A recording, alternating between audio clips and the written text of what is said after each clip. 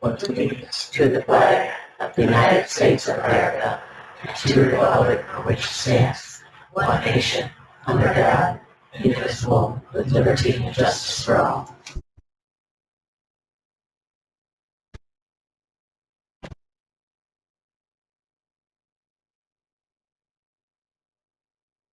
Great for some introductions at that point. So first off, we've got minutes to approve for July 1st meeting and for our special meeting on July 11th. Motion on the second. Got motion in a second. Any changes? All those in favor? Aye. Any opposed? We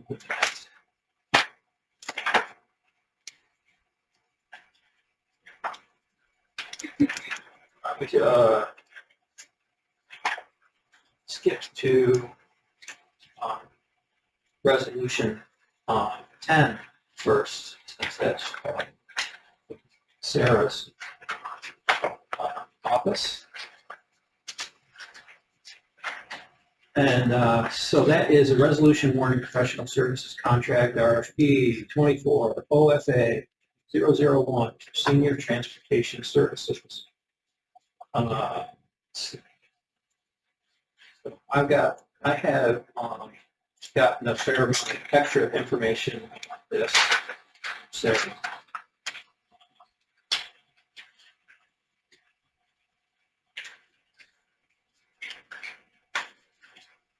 So this is the county issued a request for proposal for a vendor to provide senior transportation services. They sent it to 8 different vendors that were qualified to provide the senior transportation, and only one responded. That was supposed to complete this, and then we'll say hello. All right. Decided to keep going. I have to travel tonight, so I'm sorry to start without you. We skipped right over to Resolution 10 since that's in the office for the agent. Service contract for this senior transportation service is for 1 year, not to exceed a cost of $115,808, beginning January 1 of 2025. So I guess my first question to Sarah was, why are we doing this? So it seemed early to be doing the contract, but we had quite a good answer rather than just giving maybe. Yes, when I was getting my budget prepared for 2025, I realized that our dining center transportation contract will be expiring or ending December 31st. So I got my scope of work together over to purchasing, because I know lots of times last minute I didn't want to increase the workload later in the fall for purchasing. So I got the information to them earlier. They were able to get the requests of proposals out quickly and the responses so that we could move along. Again, the contract won't start until January 1. Just want to be proactive and not have it sign and other processes of purchase. And so this is specific to the congregate meal services that they're providing. So the chart that's on the back of your info memo that shows Central Square Tuesday, Thursday, but then also the same group of people have a shopping day. Is that on Thursday? Or for that day they allow for something? Yes. In addition to, okay. Correct. Then, so 2 days Central Square, 2 days of Fulton, 2 days of Phoenix, 1 day of Mexico, 1 day of Parrish, 1 day of Alaska. So it's a fixed number of trips, basically. Correct. Flat days we will be in 2025. Okay. So, does anybody have any further questions on the resolution? Okay. All those in favor, please stand. Aye. Any opposed? Okay. There. HS1 and introduction of our new Commissioner of Social Services, Lisa. Why don't we go around the table one time, just for names, and I know you are familiar with your staff now, but for everybody else, just give your name and you can start to, I think she already memorized us. You said she printed out our pictures from the website. so that you can start remembering our names. I thought that was a pretty good trick. So go ahead. So my name is Rita David. I'm deputy clerk. Kevin Hill, legislator in the city of Oswego. See you again. Bill. By me, I'm Roy. Jay Scanlon, legislator in the city of Oswego, 16th district. Jim Mother up there with a picture of my older brother. Herb, you're issue 2 legislator. Frank Puerto, Mexico. Chuck Berger, city of Oswego County Clerk. Right, so, yeah, parts of that.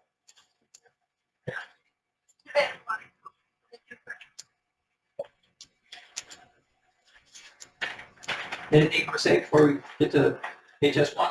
No, go right ahead. Let's get into it. Okay, Don't want to delay. You got things to speak, Roy. I actually do. I do too. I have to go back after, so.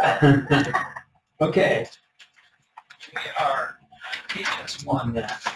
Resolution authorizing budget modification, Department of Social Services, Adult Family Services, reproduction expenses. This looks like it's just kind of a moving money within the budget. You know, this is $2,000 from salaries and wages into a reproduction expenses lines. Looks like it was specifically going to run out of mailing envelopes, and this looks like it's going to take us through the end of the year. Do we have any questions? All those in favor? Any opposed? Carries. I'm sorry? Well, then make a motion. That's happens, man. But I was an old pro at this. HS, so let's vote again now. We have a first and second. All in favor? Any opposed? All right, that's right. HS2, there's a resolution authorizing budget modification, Department of Social Services, JD Care, other supplies and expenses. This is budget modification to cover the cost of transportation provided by the Sheriff's Department for juvenile delinquents being placed in detention. Sheriff's Department provides transportation to JD youth as required, and 50% of those costs are paid by DSS.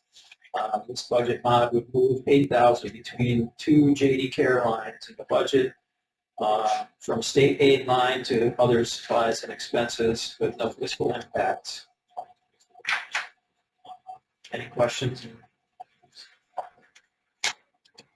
All those in favor? I'm sorry. First. You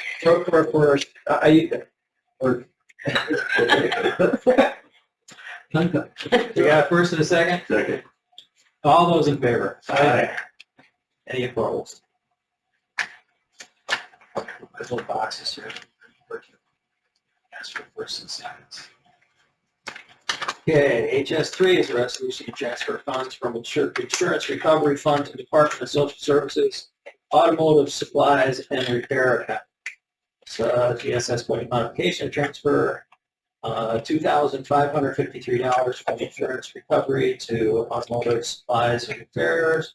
Check was for repairs to a fleet vehicle that was in an accident May 1, 2024.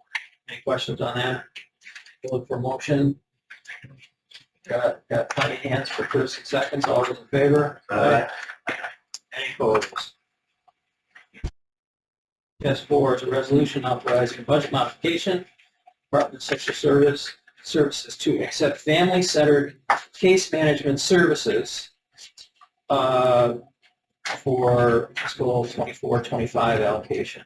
The 2024 budget appropriated temporary assistance for needy families, or TANF, funds for social service districts to hire 4 credentialed staff to provide case management services for families who are having difficulty stabilizing their households and transitioning toward greater financial security. The department was allocated $330,769 for this. This resolution would increase social services admin salaries and wages line by $380,201, and increase the social service admin other supplies and expenses line by $22,568. And then on the other side, add $330,769 to the state aid social services budget line. There's no local share for 2024. These hires they would expire when the grant funding expires. But what Gidget was telling me is that if this works out really well, she may be able to take the money from another place, triple FS lines to fund this work, and then that would cancel probably cancel the Salvation Army contract. So we'll be looking at which one works out best. I'll look for a motion on this, and then we can discuss it. We have a second. Okay, did you want to talk a little bit more about it, or we all? I mean, I'm good with it now. Yeah, I can answer questions if anybody has any. This is new funding that was put in the New York State fiscal budget for the 2024-25 year by the governor. Based on trends they're seeing across the state with our homeless populations, they are providing additional funding for salaries only for staff to bring them on to provide intensive case management in the community. So the staff that we're looking to bring on would be 2 case managers, 1 supervisor, so that they could supervise the case managers as opposed to reporting directly to myself, and 1 support staff person to help them with needed clerical work.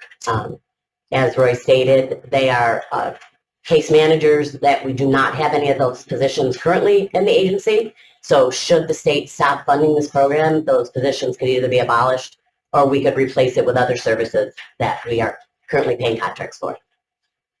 So were these this contract, what was it for? The Salvation Army? Salvation Army, is that the one that just did this year? Correct. That was a contract that came from the Employment Services team when I took it over. So those people will be focusing on our employed individuals who may or may not be homeless to help them get to employment. This funding will focus on homeless only to get them into shelter, to help them follow through on appointments, and to keep them in compliance so that we can move them off the systems quicker. Were there 2 parts to that? To which one? To the original? To the original one, we said we would, that they would deal with employable and homeless, because some of those, we have a lot of people now who are homeless who are actually employable, and they are being incorporated into their Pathways of Hope program.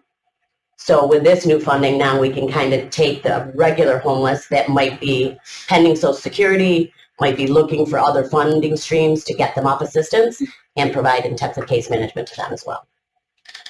So this money is new funds. It's not anything we knew about when we went into discussions with Salvation Army for the other contract, and we were just notified of this on July 16th. But my plan has to be in by August 30th, and I didn't want to submit a plan to the state without knowing whether or not the funds would be accepted first.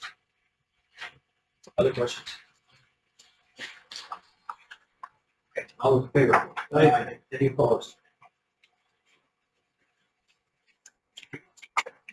There's 5.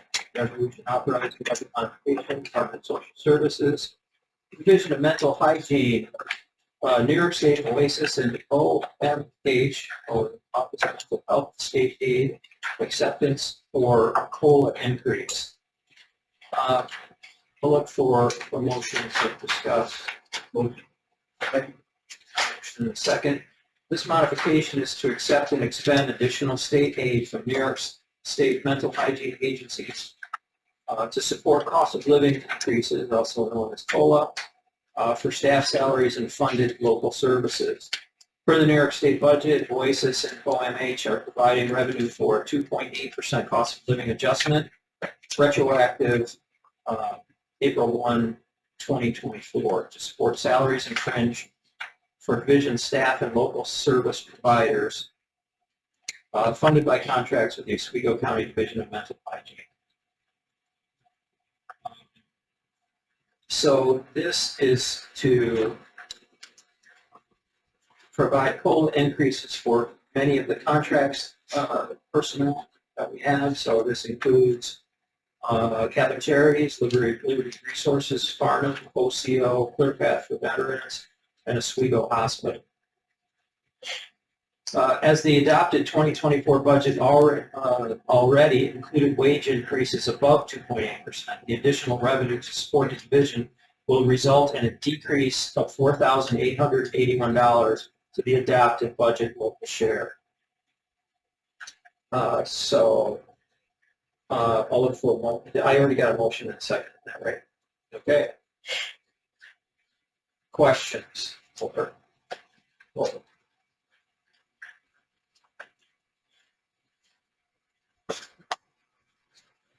There. This is also COLAs for your staff as well as the contract staff.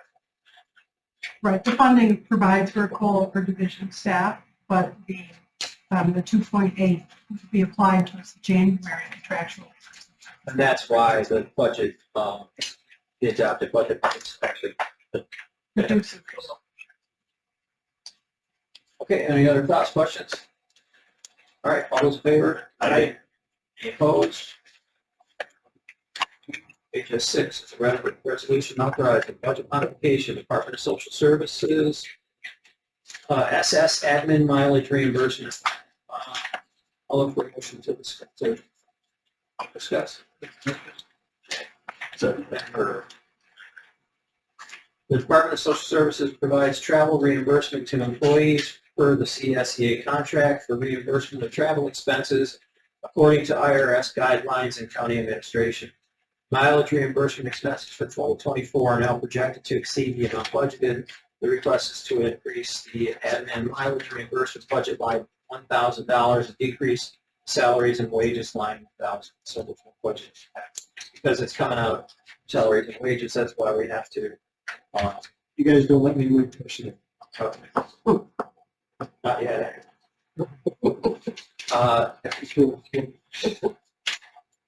So any questions on that? Do we know what the actual amount is per month? 67 cents. It's the same, yeah, it's the regular IRS rate. Okay, all in favor? Aye. Any opposed? Thank you. HS 7 is a resolution authorizing budget modification, Department of Social Services, SS, admin, other travel reimbursement. This is also travel reimbursement expenses for 2024 projected to exceed the amount budgeted for non-services employee reimbursement. This request is to increase the other travel reimbursement line $2,200 and decrease the salary and wages line $2,200. Budget back over. Motion second. First and second, any questions? All those in favor? Aye. Any opposed? HS 8 is a resolution authorizing budget modification, Department of Social Services for furnishings and furniture for the WTW integration. WTW being welfare to work program. Look for a motion to discuss. Okay, heard. In regard to the 4 positions that we would be created through HS4 that we discussed, this budget modification would fund the furnishings needed for the additional positions granted from moving the welfare to work programming back to DSS through the creation of the Department of Workforce Development. And it would also provide cards needed for interview form storage. During budget preparation, DSS was approved the additional positions needed to move the welfare to work programming staff back to DSS upon the creation of the Department of Workforce Development.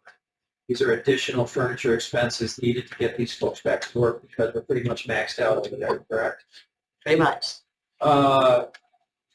So this would increase the furniture and furnishings budget line $78,006 and increase the revenue line SS admin, state aid social services admin by $19,502. Revenue line SS admin, Fed aid social services admin would go to $39,003 and decrease the expenses line, salaries and wages by $19,502. These costs are eligible for 50% federal and 25% state reimbursement. The local share of these costs will be covered by unspent vacancy funds. It's a zero local share, no fiscal impact in the on 2025. No impact in 2024 either. Okay, did I get a motion in that? I did, didn't I? I'm giving myself good notes today. Okay, any questions on this? Just make sure that we give the Warner folks places or equipment they need to be comfortable and work. What do we create, 7 stations or 78,000? 7 stations. Yeah, I believe that, that's the proposal we got from the It's all- government yeah, contracted. Everything we're getting is in the proposal.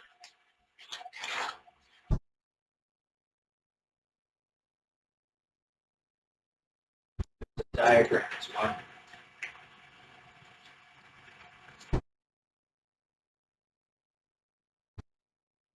Okay.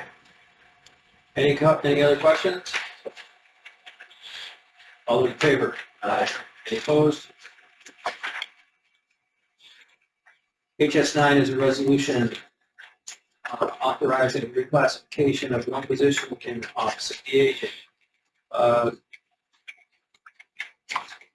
would just ask that here to get my name spelled right on the resolution. I have been here 10 years. Look for a motion to discuss.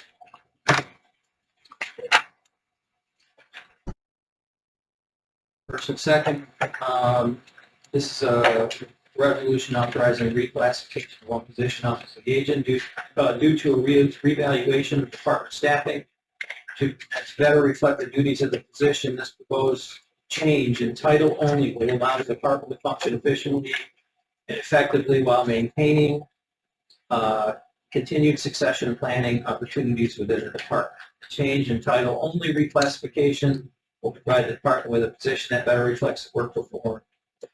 The change is to change the coordinator position, grade 8 in the County of Oswego Office Personnel Bargaining Unit, to an aging services technician within the office of the agent. There will be no fiscal impact. Anything to that, sir? Yes, this position is in the New York Tax Office. It was created a handful of years ago and chose the title Aging Services Coordinator. After compensation study was done, we realized that the coordinator title really is a higher level of work.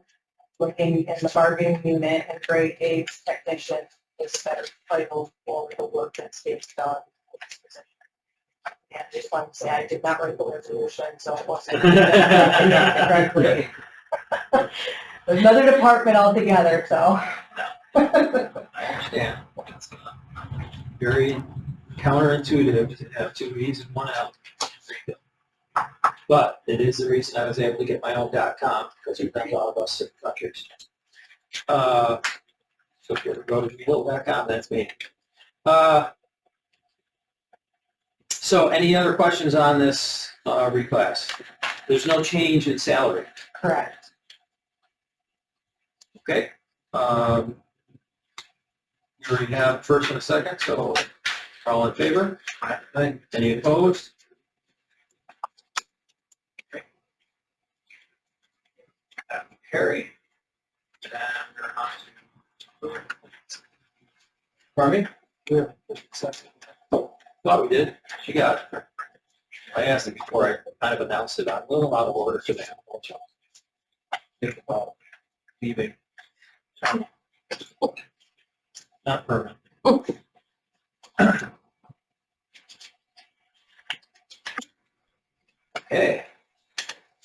Brian, you're up first for reporting departments. All right. So these are, We did it first. Oh, that's right. Sorry. I went to Sarah so that yeah. so these are kind of awkward, but instead of me printing off for you, for those who couldn't get to the block ribbon cutting for the restoration of the block, Raven did a fantastic job of putting these together and giving to me. So they're sitting in my office, so I thought I'd bring them today. We can pass them around. You'll see some photos of the before and after of what the block looks like now, and then some of the construction that happened. But on July 17th, we have the ribbon cutting for the completion of the block. So I just want to talk a little bit about that. Our Camp Waves of Hope, which used to be known as Rainbow, Hope for Rainbow Camp, will be offered August 18th to the 21st. And we are still accepting applications for mini buddies, little buddies, or big buddies. And there's a webpage that if you go to friendsofhospice.org, you'll be able to find out more information on that. So that's another part of what's happening. We have 2 more weeks left of camp. If it finishes the way we anticipate, we will have a total of 675 campers, which is 30 more than what we had last year. So we can go up with our numbers out of Camp Hollis. Our summer youth sport program, which runs Monday through Thursdays from 9 to 12 and 1 to 4, that ends next Thursday. So a lot of programs are winding down. Our girls softball program, that will end on August 14th. That is still Monday and Wednesday evenings, 6 to 8. We started it on June 10th. We're averaging anywhere from 50 to 100 girls a night, depending on the weather. And these are all makeup dates we're doing right now because we've been rained out for sets with things like Monday as we're going through. I have a flyer for you here that just came out off the presses that next Friday night there will be a co-ed kickball tournament at Legends. So that if you can take that if you'd like, if anybody's interested or could share that, that's great. Champion Sports, they began their tournaments this year on May 17th. They've had 10 tournaments to date. They have 4 more that are planned from September 21st through October 13th. There are no tournaments in August. So this is an opportunity for us to do some work that need be at Legends. National Grid will be coming in there to do some work on the gas line. They're supposed to be doing that in August. We're also looking at the lighting, working with a few different people to do a study of LED lights. And we're also removing the old scoreboards and capping electrics to get those. We did submit a CFA in that proposal. We have new scoreboards and netting and a storage shed. So those are just a couple things that are happening up there. Different things we've been doing this summer. Our last movie theme park was on the 25th of July. That was in Fulton. My office was in charge of the children's park and parade at Harborfest, so that was all good with some staffing changes. So a little challenge, but we did do that. We also are running a PPS Sun and Fun at Concert Park. It is the first year we've done that. That also will continue next week. The school district is looking to get more involved in that for next year. They have a new superintendent and stuff, so it's more of a little trial year to see how it went. I guess it's going well enough for them to look to invest more into that program for next year. Camp Derby also concludes next week. Depending on the weather today, we're averaging 25 to 30 a day, which is close to capacity. Our bathhouse is supposed to be done on August 23rd, which is when the timeline was, and the engineer and contractor have assured me that they're still looking to be done by that date. Amazed me to come to go out there and see things. I find it hard to believe they can wrap up that quick, but I've been told they will. So that's where we are with that. The Pack and Roll building, I think some of you were there last week. That is almost complete. What's important about that is the work that has been done on it. I've been able to rent it because of the work not being completed by different things happening, but that is additional revenue that I look at in 2025 once that is completed. I don't know if you noticed, there's tennis courts over there that haven't used in a while. And we were in the process of updating those. My friend Legislature Yurden just informed me that a dump truck went over them, and they are a little bit rough right now. But anyways, those will be, our plan for that is they're going to become pickleball courts in the near future. So if you Google the hottest things that are happening today, it's pickleball and frisbee golf, and we're at both. So we should be good there. We're also just doing some other upgrades that's part of that capital project that should be done this fall, which includes staining the buildings and other upgrades as soon as we go along. We have 7 holes cleared so far for frisbee golf. We'll have that 9 holes done this fall. We'll be ready to roll, and all 18 will be ready for next year. New for 2024, 2025, I had, like I said, some staff turnover changes. So our Leadership Facility County Youth Program, will be changing up, and they're going to change the format a little bit, but it's going to be a complete program going into the new year. We're currently working in our RFP process, so that's what I've been talking about. Trying to get you back here on a couple of ideas going forward. Our AmeriCorps program, we are in year three-year grant cycle, which went 2022 to 2025. The good news from that is the call you don't get every day I got from the state, but well, actually the national part of the program saying, I need to talk to you about your grant. Fortunately, it's like, great, but they're actually offering us more money with no local match to that, the way they're using it. So long story short, for our AmeriCorps program going into year 28, we'll be able to increase the hourly rate that we pay our members. So that I think will go a long ways for working along with that. We're currently in the process of interviewing a program assistant for that position. I'll have that filled soon. Currently, we have 22 members. Those are at different camps and programs throughout the summer. Upcoming events on the 13th of August, we have our Thunder Island Youth Day. That's all over social media because kids have to register for that. That lets it drawing to who gets some free access to different use. August 15th, Fitzpatrick versus Constellation Family Fun Day. We're helping them with youth activities. And then on September 29th, at Curtis Manor, there's an Apple Fest that we are involved in. One of my staff gave me a trunk or treatment. I'm not giving you that yet because that's early. But that will be in October at the Speedway. That's a pretty big event. But that's about it. I'll go on for that. So. Questions for Brian? Yeah, one related to Legends, and it was actually the Harbor Quest search brought this up. There were members of the public who were denied access to Legends Field during a tournament, even in areas that weren't playable areas, and told they had to pay $20 to access the site. That was Champions that was requiring that, so people were kind of prevented from being able to search because the last medallion was hidden in a public area of that site. Do we know why that is, or how they're being able to limit access during tournaments? They're already collecting fees Right. for everyone that's participating, so why would they be charging for people to come into the site as well? They really shouldn't have that, but that's beyond it. Yeah, we got a call from, I think it was Tim Stahl, after, I say we, my family, of course, owns the business that sponsors that. There's a lot of money invested in prizes, so Yeah. whenever there's any negative will Yeah. related, your family. You've been telling me the Yes, yeah, right. And they found 2 this year, but so it creates, a lot of I negative. don't disagree at all. But I'm just curious if we could maybe look into that. We got a call from Tim. He tried to smooth it over, but Yeah, it was more of we will making sure we weren't going to make waves about it. So we just Right. want to be sure that that's. Yeah, in the flip side of that, when we tried to talk with them about what was happening and where we're at, for what it was worth, they made a statement saying, well, it's good for a certain taxpayer to see what their dollars being used for the full tournament happening right now. Meaning, I think it was. But that was, but I don't have an answer for you that. They have to pay to see what their dollars Yeah, are. well, they being should used not for? have That doesn't clearly make been any paid, sense at all. to get it. I mean, first off, they're from the same county, they shouldn't pay anything.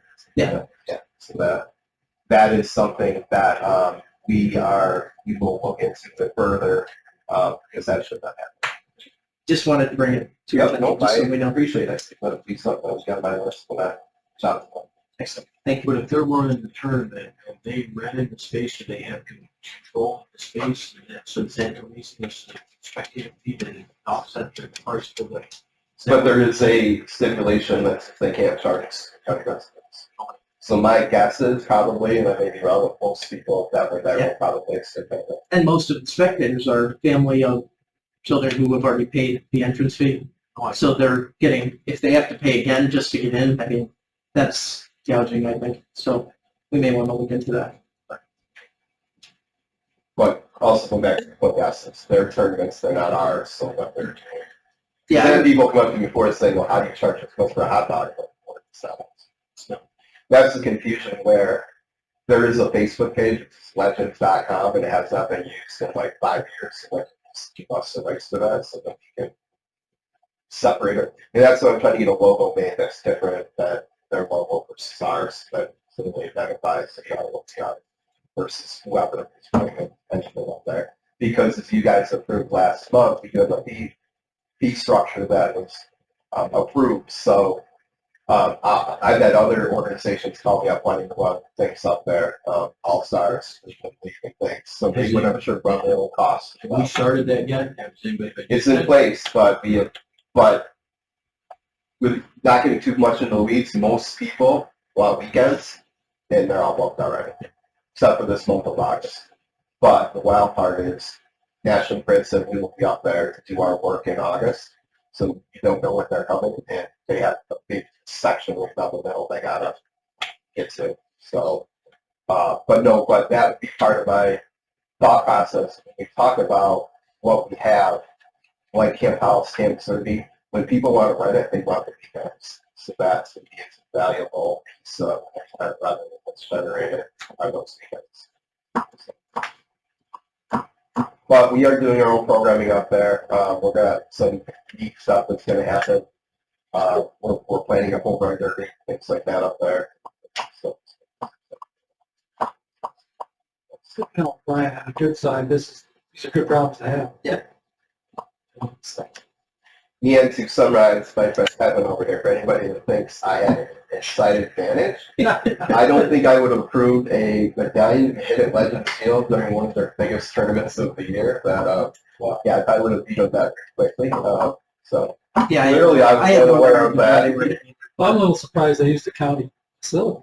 Well, it's city property, I mean, it's city, within city limits, Okay. and it's any public property. I quickly called the county attorney to his info when I found out. Yeah. He thought it was humorous, but And I understand that the tournament areas where they're playing obviously are off limits, Right. but if there are, walking areas, trails, anything like that, it seems like those would be available to the and those are public, part even of in my a tournament. right. Those are part of my big plans, anyway. Exactly what you said. It's around the field. Sounds like You'd want people to see that. Exactly. With that, the health department can put up their healthy trail signs, and we could have that if you want to walk around. But it's got nature. It's not boring. You can have that. So those are part of the bigger plans for the future. So that's good. Good. All right. Eric Boozer is on vacation. One thing I wanted to mention is that we are looking for that Veterans Advisory Committee chair, someone who's a vet. If anybody knows anybody who might be interested in that. There was a very functional Veterans Advisory Committee in past years, but when Brad Trudell left the ledge, that kind of died on the vine. We'd like to get it going again. One of the big things that they did was they helped to organize the Veteran of the Year. Right. Yes, haven't done it since. I'd like to get that. Okay, so Department of Social Services update. Who's going to keep giving that today? Well, we did have our directors meeting. I do have a couple folks that have some data to report talking about what kind of information we want to be sharing with everyone here. So we're going to be kind of developing something to bring.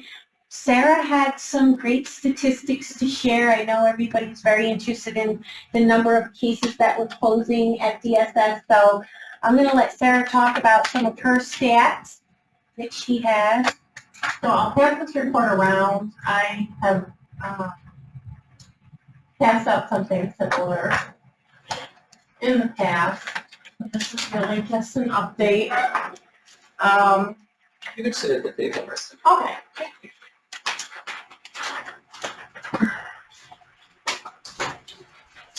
So, well, wait a second.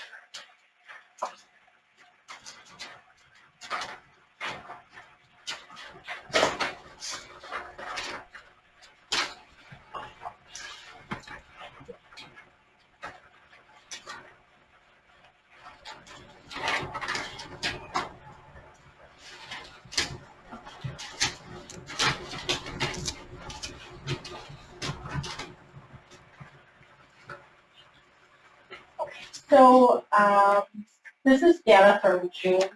The way the timeline works, we end up having to kind of work a month backwards in terms of when reports are getting in.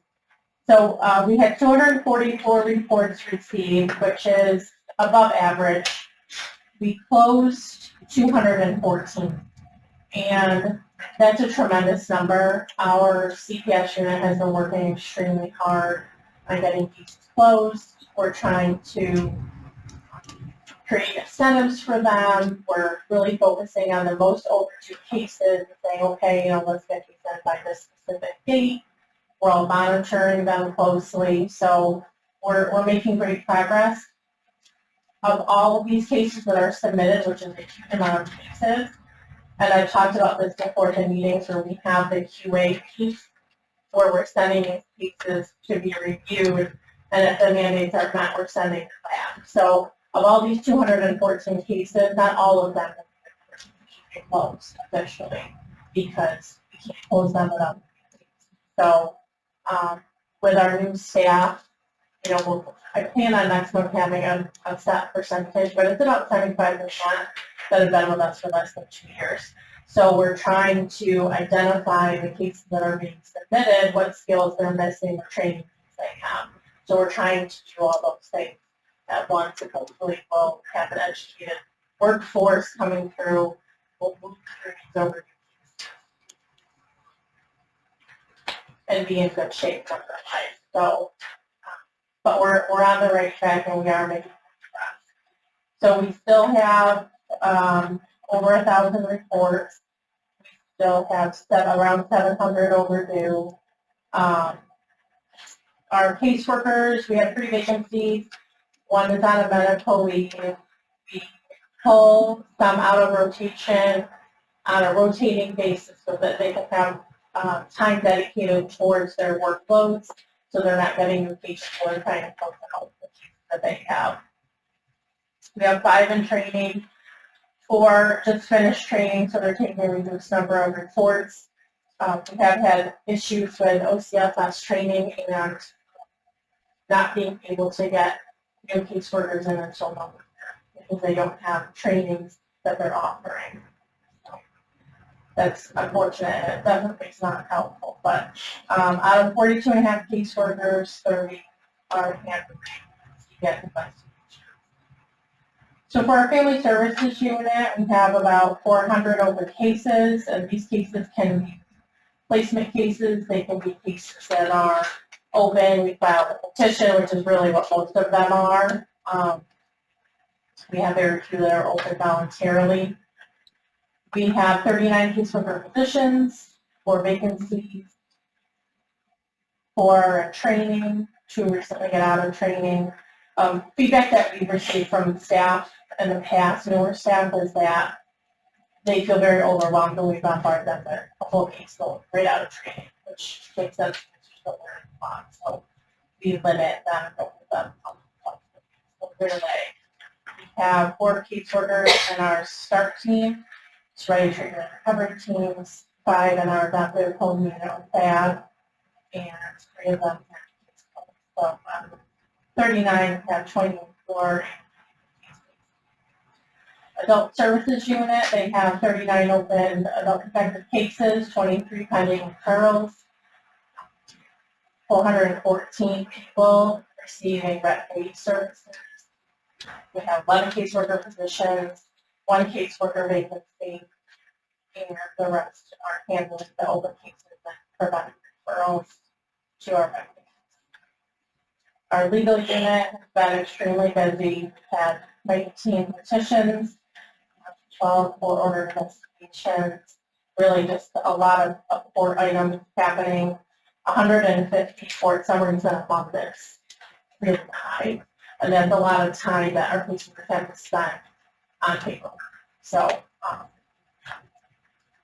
and then permanent hearing reports are really extensive page-to-page reports that are due on placement cases at certain periods of time and the case opening. And there's 1 legal vacancy. Some good news to report is that we are participating with the Center for Excellence for motivational interviewing, and our staff have been working religiously and really getting a solid motivational interviewing skills, and these are very useful when working with kids that are affected by substance use disorder. So that's how we ended up being Young Cope, which is an assessment for substance use disorder that we use on all of our cases. And also, we're anticipating that it will become part of the state's plan for FIPSA, which is the Federal Family First Prevention Services Act. So eventually, we might be able to draw down a significant amount of funds just from using this evidence-based practice. So kudos to our staff for doing such a good job and really making concerted effort to build it. I did want to just mention the foster care monthly summary report that was already included in the packet. And I think we'll have to adjust this going forward because we have your totals and then the total number of kids. These are the total number of kids, 177, that are in the commissioner's care. This doesn't include the amount of kids who are actually placed by the Department of Social Services with relatives or kids. So that's another 93 children that we have in placement. So it's a lot of work. They're very complex as far as. Any questions? Yeah. Of the 214 cases are proposed for child protective, how many of those were overdue cases? I don't know. Okay. Off the top of my head, I don't have that number, but I can include that. That would be very helpful, See. just to see how we're doing it, kind of knocking down that number. Yeah. And then second, when you actually do the ratio of caseworkers to open cases, and it seems like the ratios are off, because you have 8 to 39 in adult services, 28 to 400 in family services, and only 30 to over 1,000 in child protective. So in adult services, if 23 of the 39 are pending referrals, does that mean they're kind of halted at that point? It means they're determining if they're going to open the cases. So all of these units are extremely different. Right. So like CPS, they're only supposed to be open for 60 days. It's like what I call acute involvement, where they're determining, are they going to open and close, open an investigation, and then open a case? Are we opening and moving? So the timelines are very different, where the services unit, those are ongoing cases. So those are cases that are open for years sometimes. But to me, that doesn't make it better, because if you have 39 cases that are long-term cases, but you have 244 new child protective cases, the ratio of case to caseworker just seems way off. And are they trained to be in any of those units, or are they specialized training for each one? So all family services caseworkers have to have CPS training. Okay. Because So they they're can be actually- reassigned if they needed to be. They're actually considered child protective monitor cases. So the family services cases that are open are actually, because there's very few voluntary, most of them are court ordered. There's so much that's ordered by court, especially with placement cases, that we actually weight those cases differently than non-placement cases. So and this is where I'm more than happy to sit down and explain. Yeah.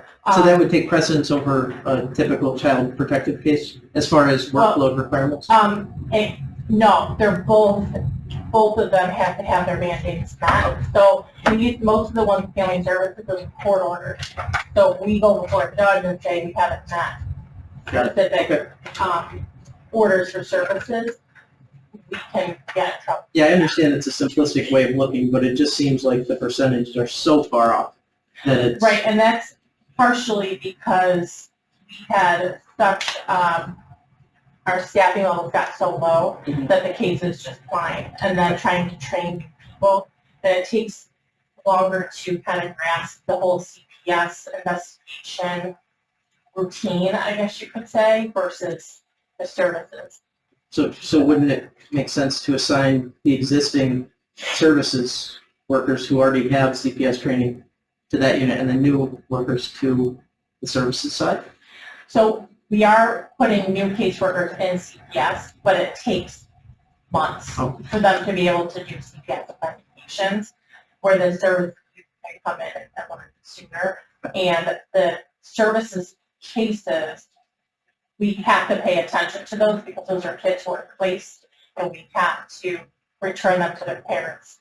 The law says for the 12 to 18 Okay. months. So I see what you're saying. Yeah, Why just- are we just focused on this? Yeah, I know this is very simplistic, but looking at it from the outside, Right. it's, Both have to go concurrently. We can't just pull from one and have it, nothing happen over here. yeah, no, I Like they understand. have to Yeah. be. Okay, I appreciate that. It's a good observation, good questions. Go ahead. So, thanks for putting all this together. Can I just make one suggestion? In the Child Protective Unit, when the report's closed, I could be interested in seeing also the number founded versus. Okay.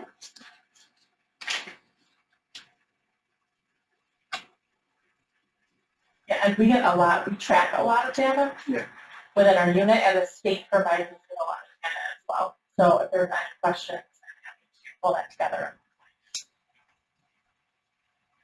Go ahead. Small question, it's very informative, but I just noticing there's a slight difference in reporting between the cases as far as reports received, reports closed. I get there a little bit difference. I guess my question would be, just for the month of June, we received 244 complaints of some kind about child protection.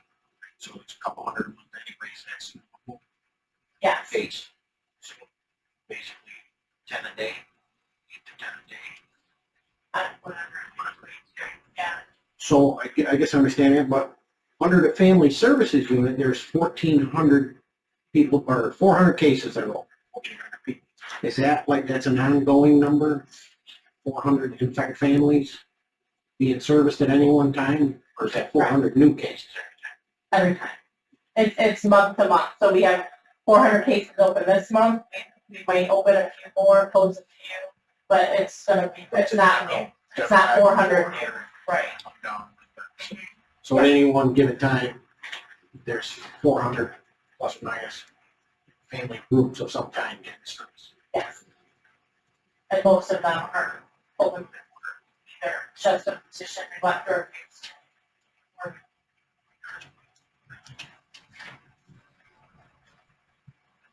Any other questions? Any other reporting from DSS that you want to provide? Jody, in our, Just thinking no, there were some things at the end that you were talking about in our director meeting about things that are coming up for your team. Could you just review some of those items? Sure. Yeah. I think you're probably talking about the mental hygiene, the emergency Yes, transports. yes. Yeah, so we've had some mental hygiene law requires that law enforcement participate in providing transportation for emergency mental health evaluations to, in our case, it's Oswego Hospital's emergency department. And with some resource issues between law enforcement and our ambulance service providers, and kind of some trends that came out of the pandemic, there's been a lot of reliance from law enforcement to call in an ambulance to provide that actual transport to the emergency department. The ambulance providers are saying that they can no longer do that, and that they've pretty much kind of drawn a line that says unless there's a medical emergency or injury, they will not be providing that emergency mental health transport, which puts a lot more time burden on law enforcement agencies. So we've had a bunch of people reacting to that, law enforcement, emergency room, and different outpatient mental health, behavioral health providers. So we have a meeting coming up, which Roy, I believe you're planning to attend.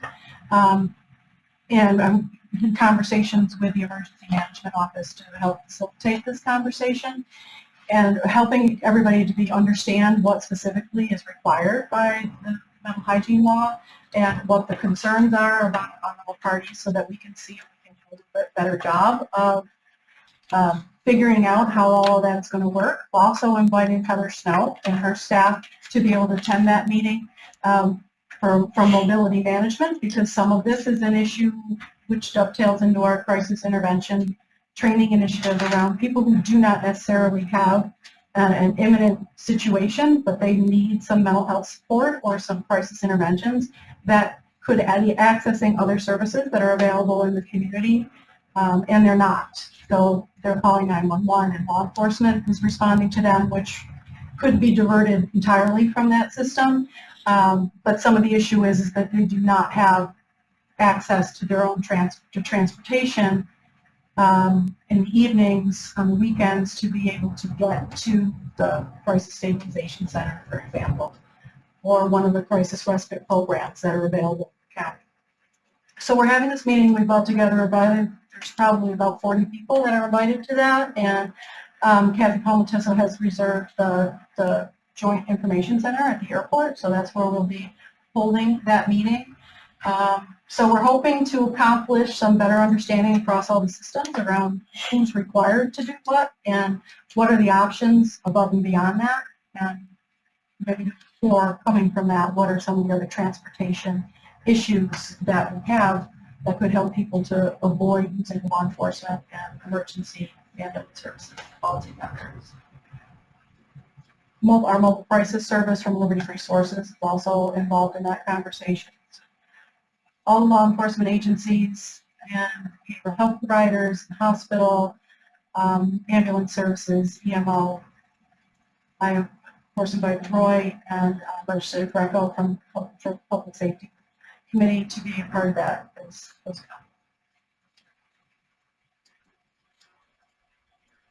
Questions? All right, any other last thoughts? I just wanted, you submitted your budget, so I think we should let everybody know that Lori submitted her budget. And I just wanted to provide a small update about EVA, or the AI system.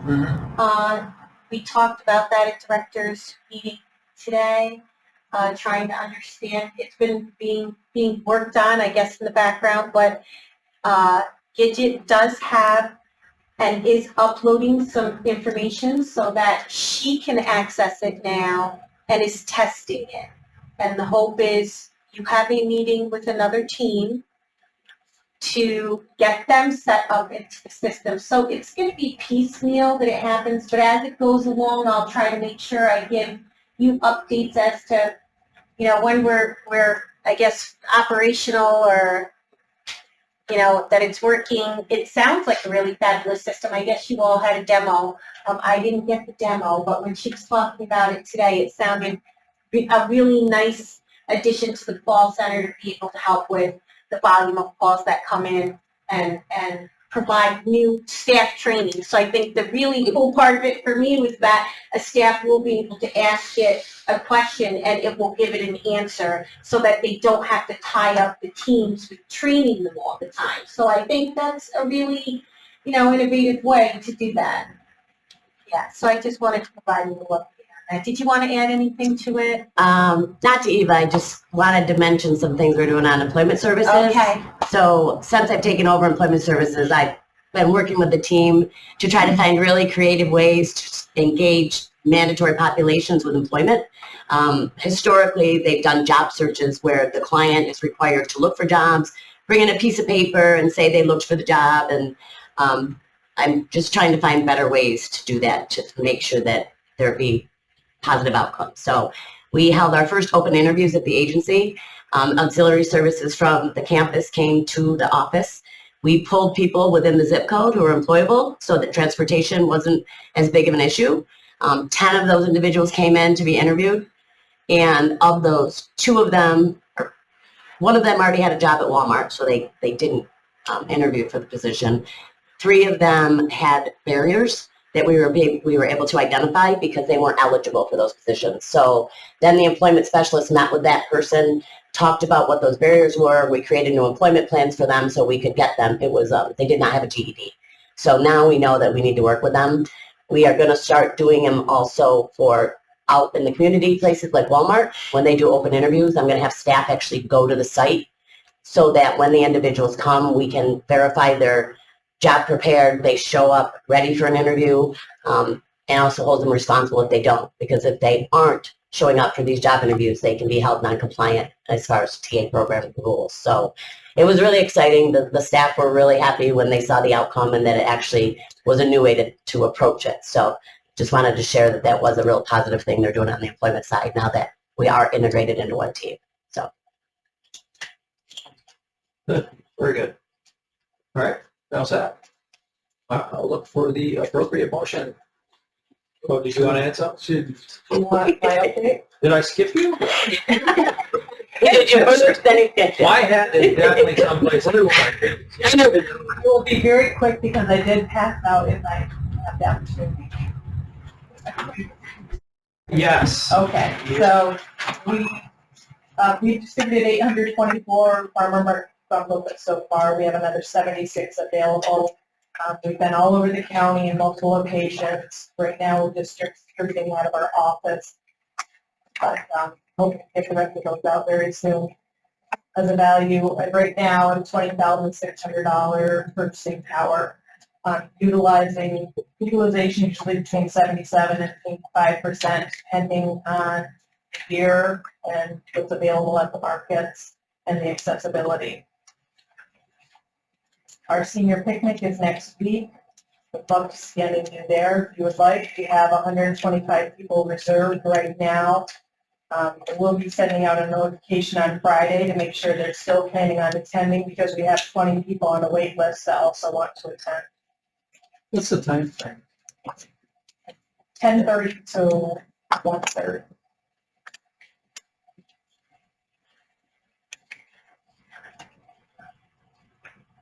And Heather, we worked with the building manager this year to utilize access at Oswego. So we have 35 of our seniors that are actually taking the bus to come into the event. Another 2 were scheduled through Rise to Recovery.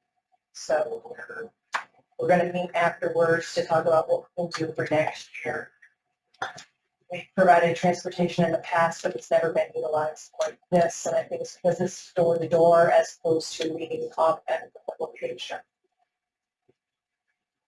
We have our 2 health fairs, senior health fairs scheduled, one in Glasgow on Monday, September 23rd, one in Fulton on Friday, October 4th, to provide information for Medicare beneficiaries on what's available for next year. Again, to try to mitigate some of the frustration that might come about with having no confidential space in our office. So we're trying to get the insurance companies and the people together so they can discuss the plans that will be available so that they can get their enrollments done and not be frustrated not being able to come to our office. We also received a new batch of the animatronic cats, dogs, and birds. So if you know of anyone who could benefit from it, send them our way. Just a little information, we've distributed 589 cats and dogs to elderly residents, 20 cats and dogs to those under age 16 disabled, and another 75 walkers. So I passed out. No, it's just wild. That's crazy. Well, I didn't put on here, we did receive, we had a resolution go through a couple months ago for the dolls, the lifelike dolls, and we have distributed 2 of them so far. It's just, we've got a picture they sent us, this older woman brought the baby with her to dinner and put it in a high chair. And I mean, it's really something that is helping them with the, and their family as well, the caregivers, where they have something to focus their attention on, and something that comes natural to a lot of women because they raised a family. So they've been very well received. I think we purchased 10 of them, 7 or 10 of them to get out to help with that population. Also, I gave you a report on LEQ. LEQs are artificial intelligence unit that we have received at no cost to the county I just passed out the first and second quarter data report, but I've never provided any information on how they are out in the community. So comparing us to the state, we've had 32 of them out in the community. We don't have any more coming in. We can get more deployed out to people if we find that someone's no longer using it. So if somebody passes away or they just don't find it a good fit, we can get it back. If it's useful, we can clean it, so wipe the information, we can redeploy it to someone. Or if it's so unusable, we send it back and get a new unit to get out clean. But they're using it for medication reminders. They're using it for cognitive activities, health-related activities. So, and for Oswego County compared to the rest of the state, our numbers are really high. So there's a high utilization for the LED units. The last item I had on my update, talking a little bit about nutrition services.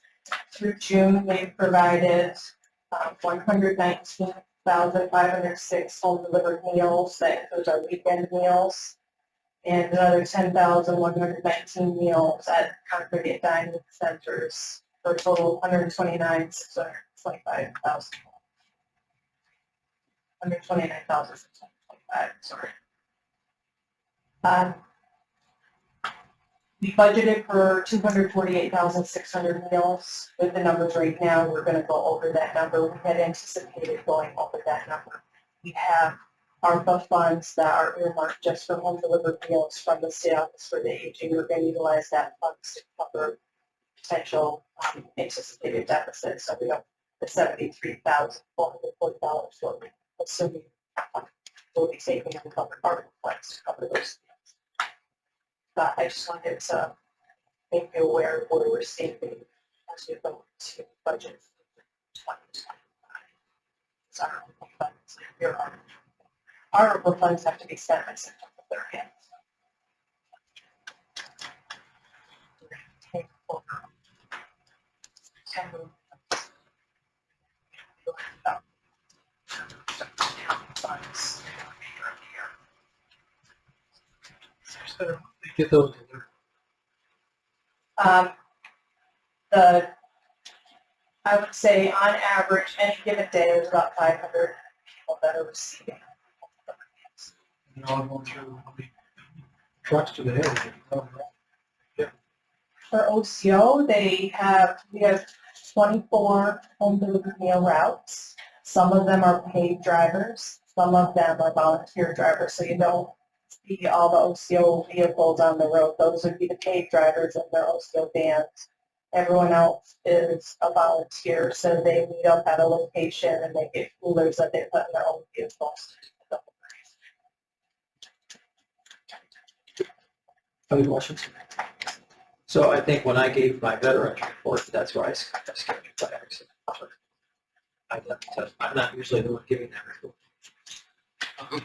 Any other thoughts? Any other questions? Okay, let's try again. Look at the appropriate motion to adjourn. Got her, got Kevin. All in favor? Aye. Very much.